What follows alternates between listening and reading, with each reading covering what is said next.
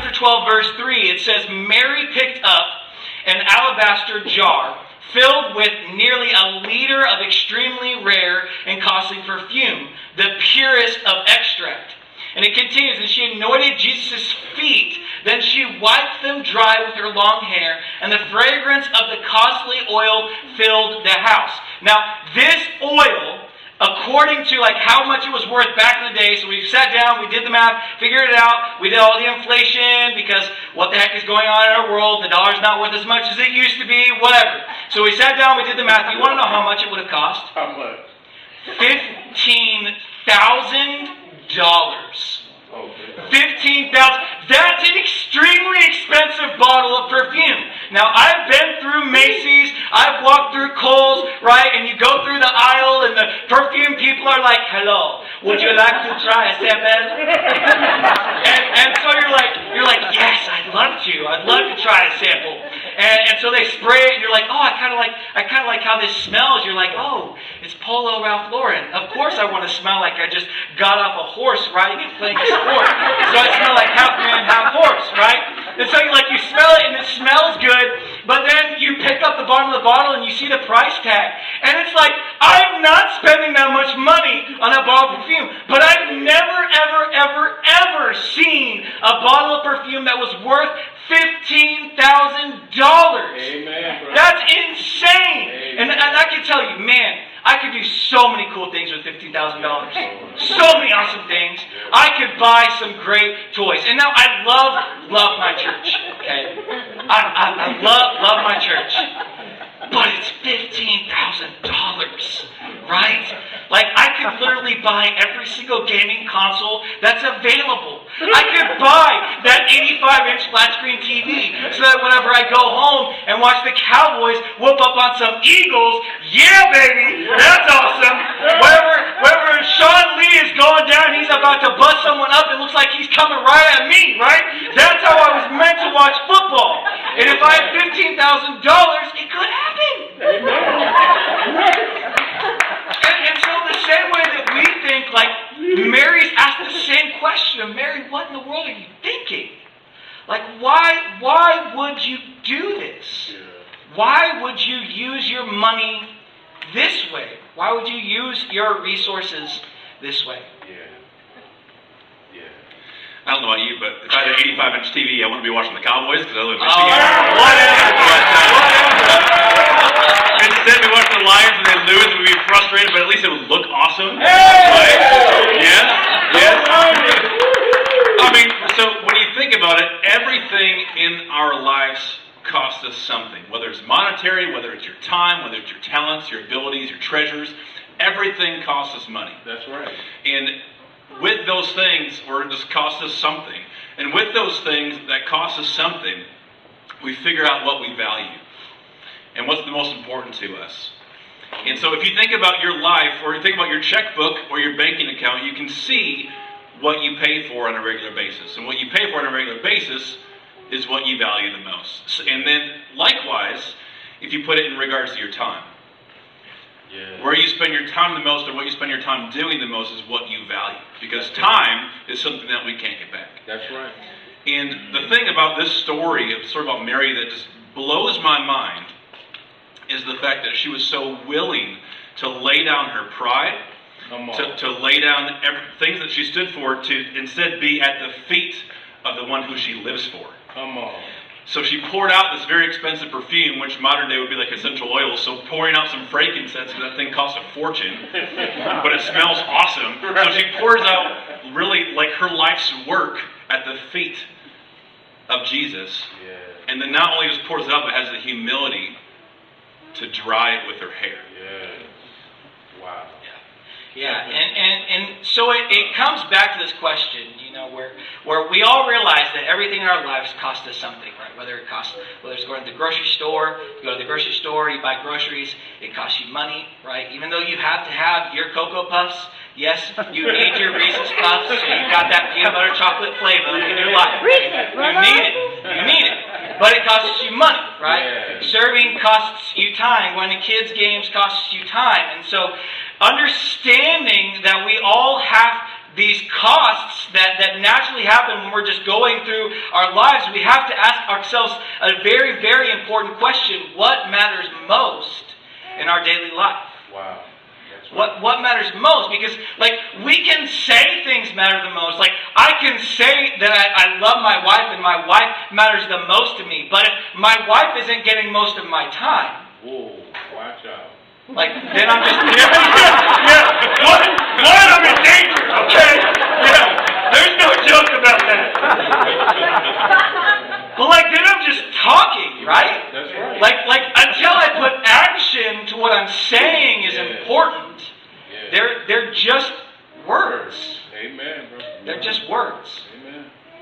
And so when we go back to John chapter 12, verse 3, and it talks about how Mary is she picks up this alabaster jar and it's filled with this $15,000 perfume. What in the world? Filled with this $15,000 perfume, and she's pouring it out at the feet of Jesus, and she begins wiping it with her hair. She's making a declaration with her life of what is most important for her, and it's that Jesus is first. Yeah. That Jesus is first in her life.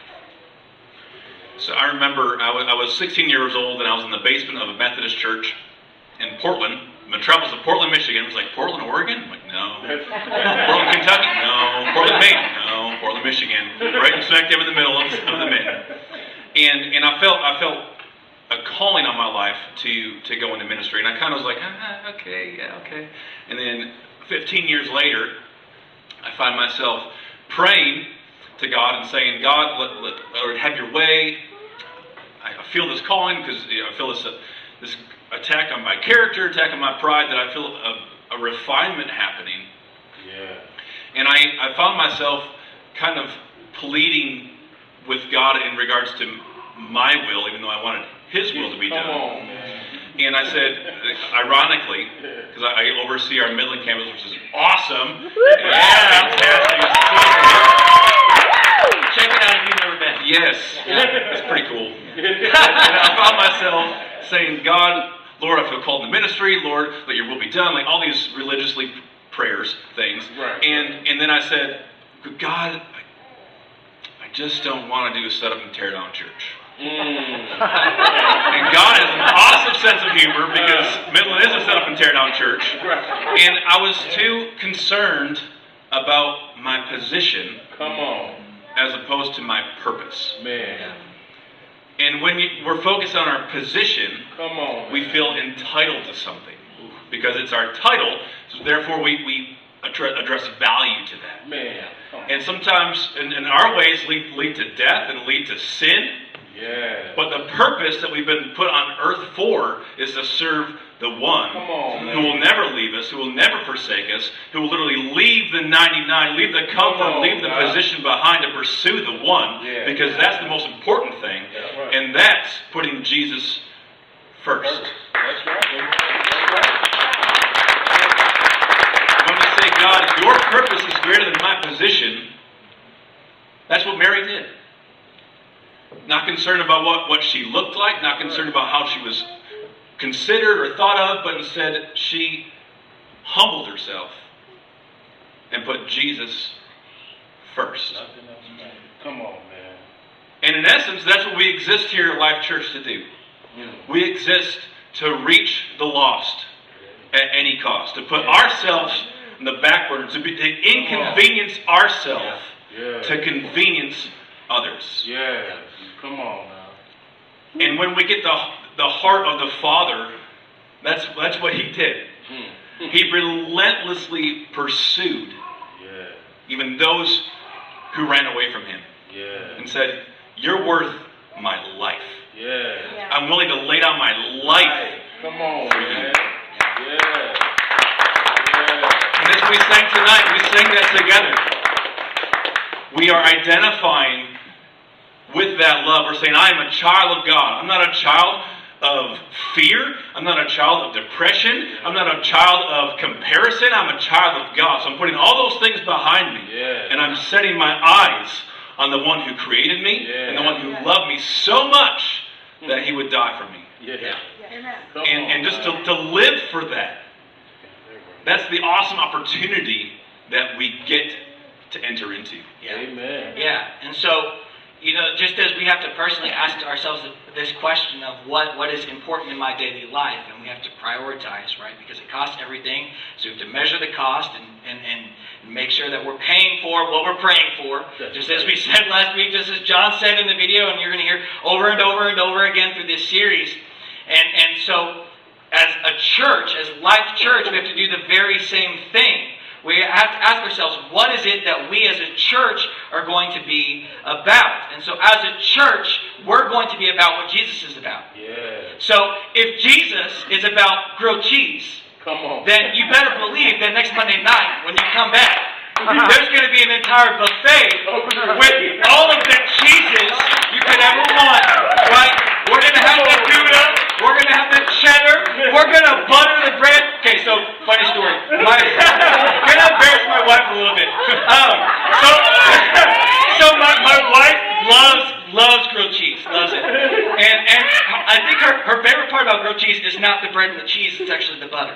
And so she has a song that she sings as she's buttering her bread. And it's called "Butter on My Bread, Butter on My Bread."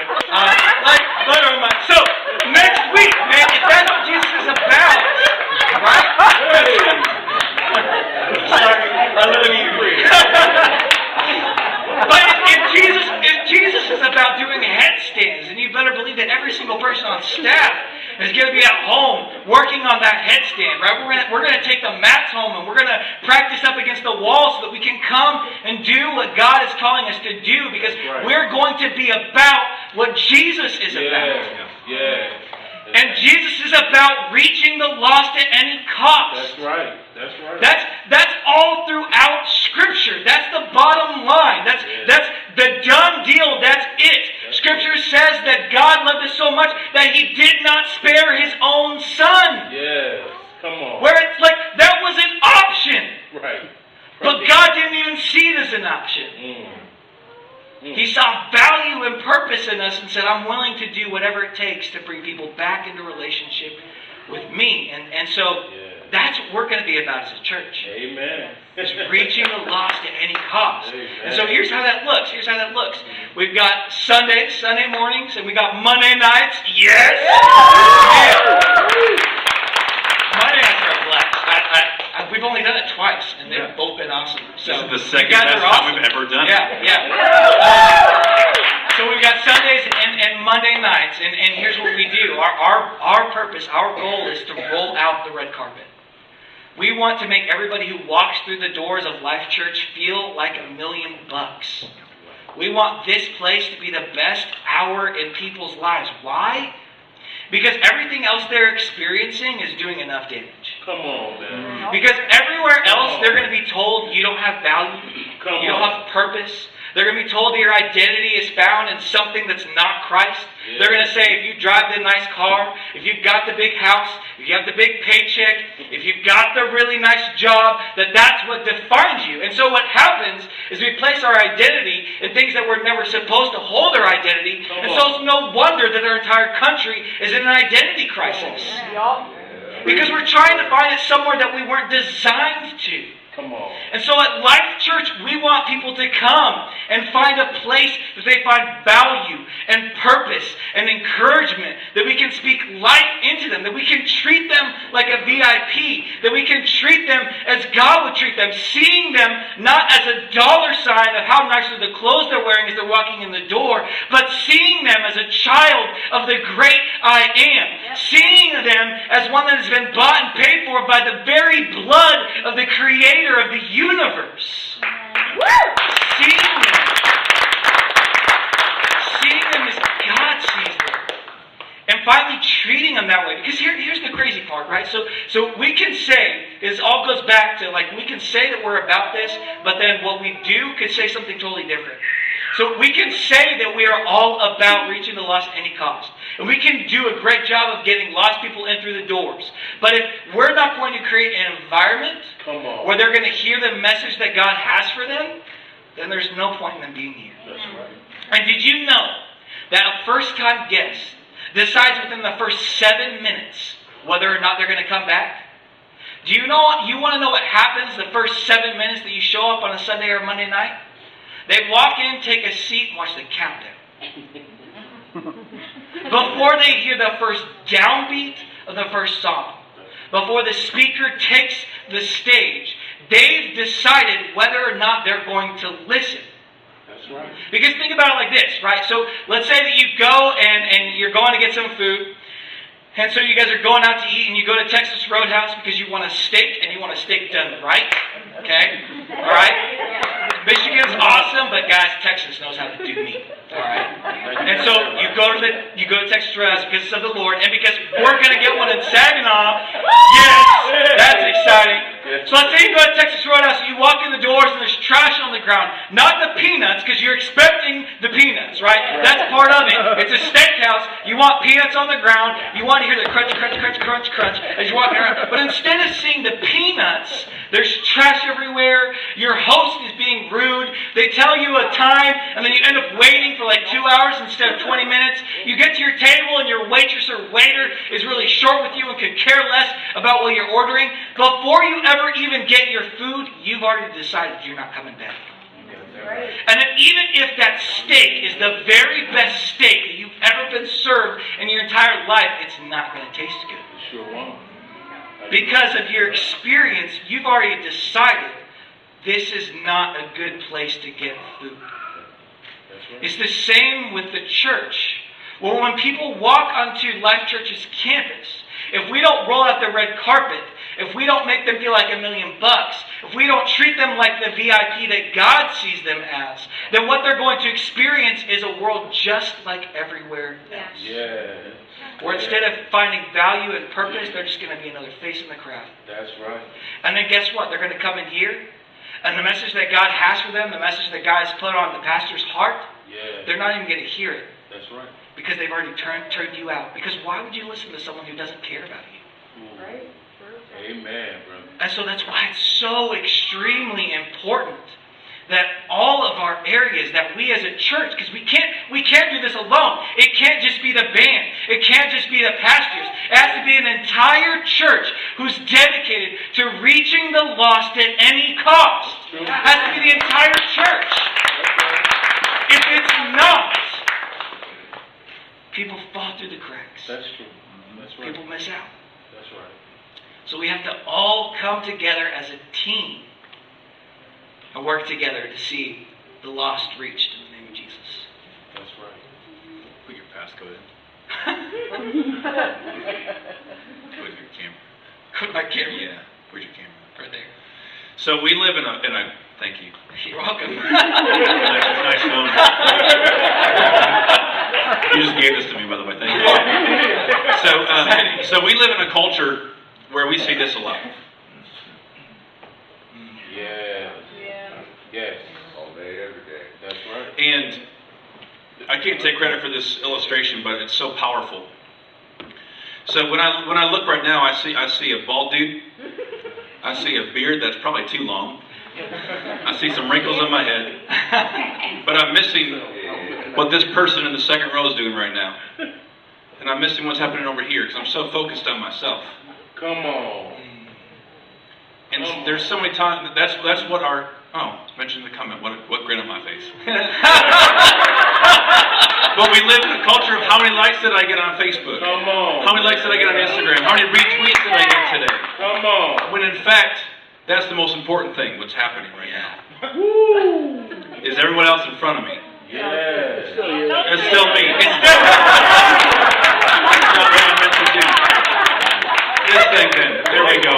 That's what I meant to do. Not me. We got the point.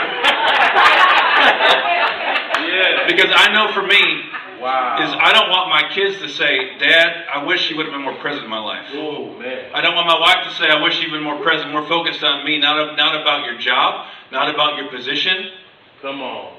Because we only get one shot at this thing. That's right. And we just went to an amazing, Marissa and I just went to an amazing funeral of a man of God who was only 49 years old when he lost his life. Jeez. And he made it his life's mission to make his marriage his priority, his kids his priority, Come on. people his priority, and God.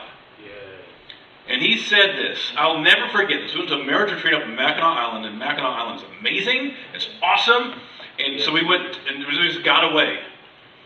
And he said, at my funeral, whenever this is, it was literally 3 years ago, he said, I want to be known as a man who loved his wife, loved his kids, loved people, and loved God. And at his funeral, 1 week ago from today, last week, those 4 things were said about him.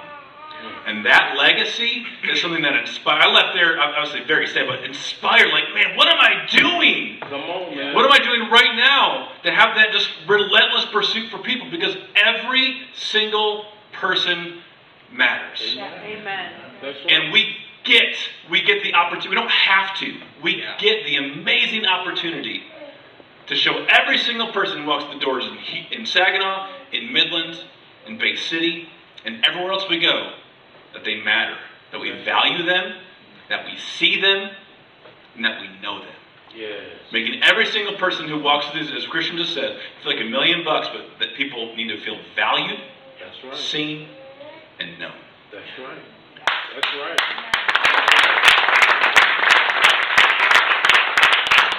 So how we're rolling this out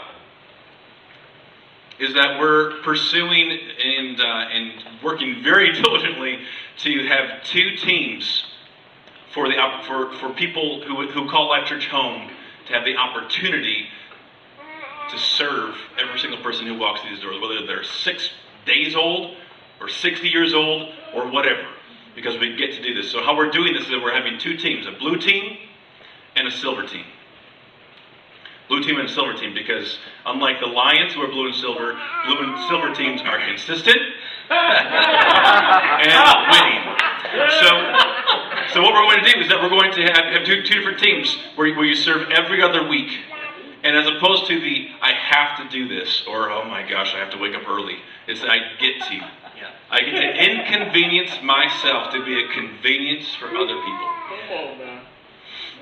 Because in the end, we don't want something from you.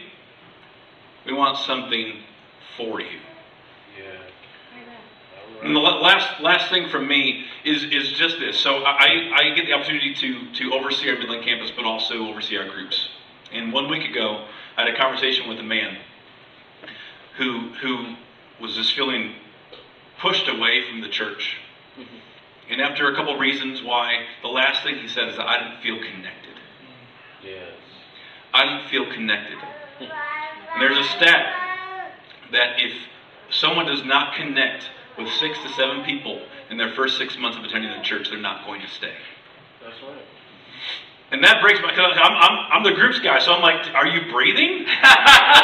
Let's be best friends. I mean, that's what it is. That's what it is.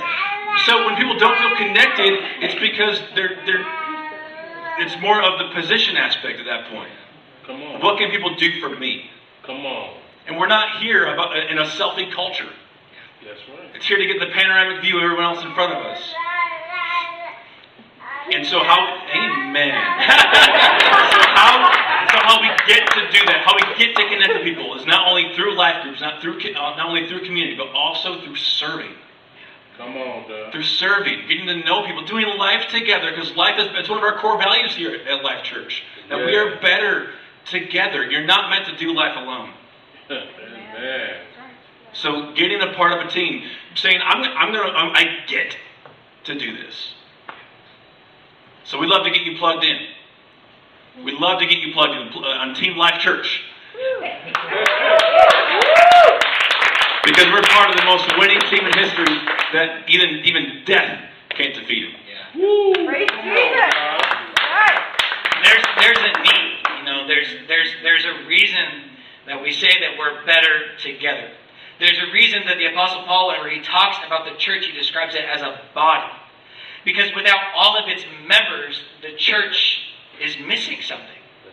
Whenever there are people who have been called, people who have been created, people who have, for the purpose, they have been placed here to be a part of what God is doing here, when they don't take up the place that God is calling them to, there's something that's missing. Yes, it is. where we have amazing kids programs. I know you don't get to experience it tonight. I know our kids programs are closed on Mondays, but on Sunday mornings we have amazing kids programs. That's some of the best that I've ever seen. I'm not a parent, so I can't speak from the perspective of a parent, but my wife is in charge of it, so I think it's awesome.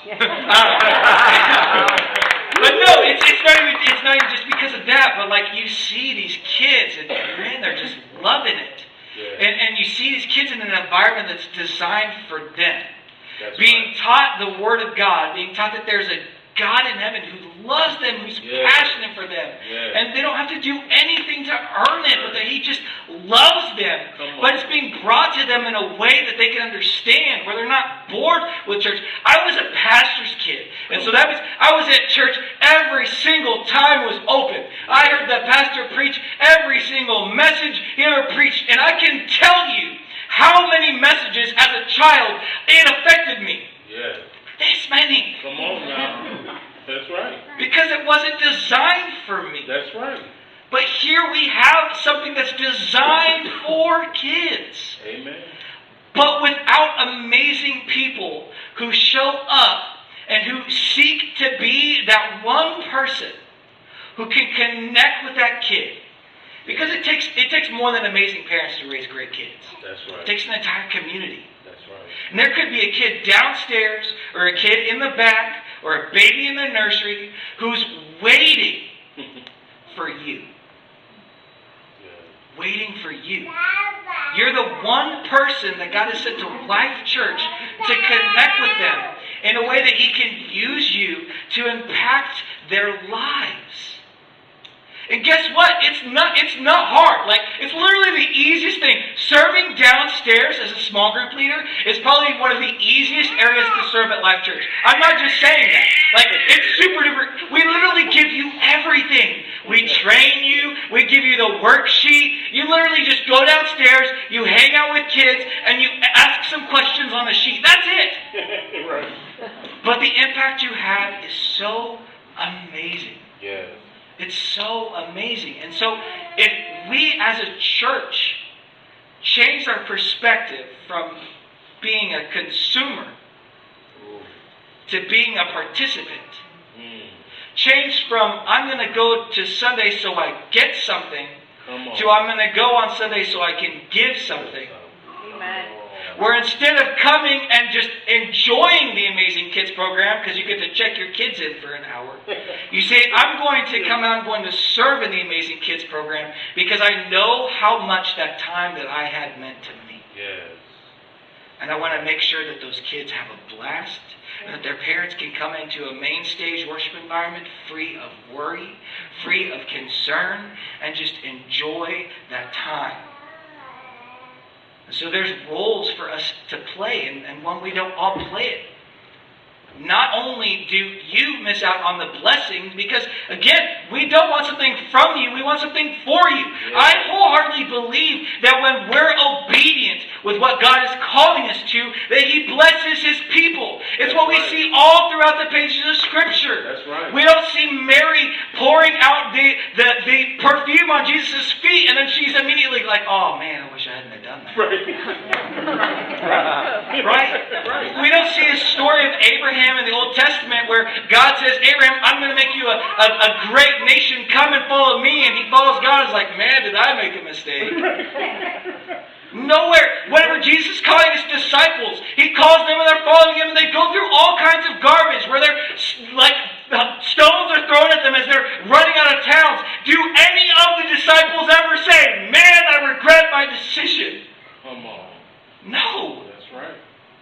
Because when we're obedient, it's that blood and thunder. When we're obedient and we're willing to sacrifice what we have, God shows up with the rest. Come on, Doc. Yes, He does. We get an amazing opportunity to see what does it look like whenever the people of God are faithful. And how God can use them in an amazing, amazing way. So it's our privilege. We get to be a part of that. There are spots for us to serve. There are ways for us to get connected. There are ways for God to use us. You don't need to wait until tomorrow. You need to make the decision today. Monday nights are brand new. we just started these last week. It's going to take an entire team because Monday nights are going to blow up. I guarantee that. It's going to be awesome. There are people who don't have free weekends, and so they get to come to church on Monday nights, and it's going to be awesome. It's going to be a blast. But in order to do that, in order for us to see that happen, we have to have volunteers who are willing to come and make people feel like $1 million. You're right. That's right. Amen. And it's really easy. You smile. It's kind of like the penguins. You smile and wave, boys. But it's literally just making a personal connection, saying, I see you, I know you, and I value you. Yes. And that's on Monday nights. We call our host team. Yes. So if that's like, man, I can talk to people. P.S. If you can breathe, you can talk to people. So after service, we'll be out in the lobby. We'd love to connect with you and just put a face to a name to a face, and just get you plugged in. And there's other opportunities. We have roadies who set up Midland every single Sunday, every single Saturday morning. And I'm not going to lie. I'm going to get real for a moment. These pipe and drape, that's what we put up all, it was right behind you. It's like, oh, look at that. we put that up, and at first I'm like, man, Saturday mornings, I could be watching cartoons or getting ready for college football, watching Sparty lose, and just getting excited about that. I'm a Michigan State fan, P.S. Go Green. But literally, I would have the mentality of, oh, this is such an inconvenience for me. But again, it's a reality check that it's more about my position. Instead, I get to set up all those. I get to set up every single chair. I get to pray for every single person who's going to step through those doors. Come on. It's an opportunity. Yes, And that's Saturday morning at 10 a.m. And we'd love to get you plugged into that as well. Prayer.